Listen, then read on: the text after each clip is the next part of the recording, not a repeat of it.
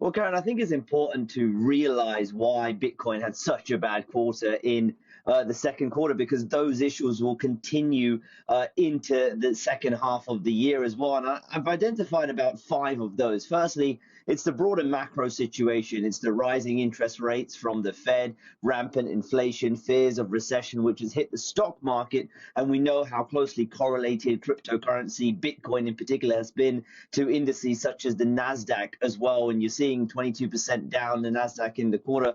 And so Bitcoin following that trajectory lower as well. Then there's the crypto specific issues, which we've discussed over the past few weeks. And it began with the collapse of the Terra USD stablecoin. This was this algorithmic stablecoin supposed to be pegged 1-to-1 with the US dollar. It lost its peg and it brought its sister token Luna crashing down as well, where that algorithm failed. And that's had reverberations through the industry. And I'll come on to that in a moment. Then you had the issues with Celsius, a crypto lending platform that was offering users yields of over 18%. But if they deposited their crypto with the company, this Celsius effectively lent out that crypto to others in the industry for high yields in order to promise users that 18% return. And that slump in prices has caused a liquidity issue at that company, and also fears of insolvency as well.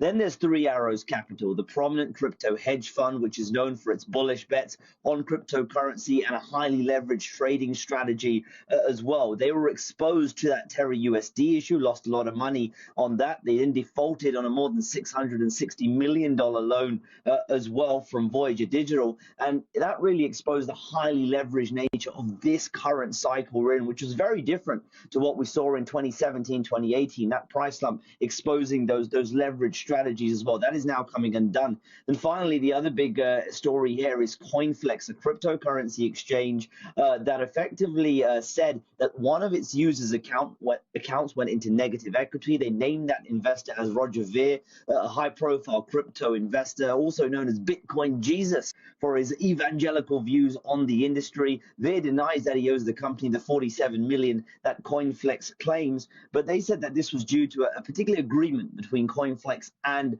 Ver, in which ordinarily those positions, if they went into negative equity, would have been liquidated by not meeting the margin calls. That didn't happen because Ver pledged stringent requirements and capital and promises to the company that he'd be able to pay in any event that they wouldn't be able to meet those margin calls.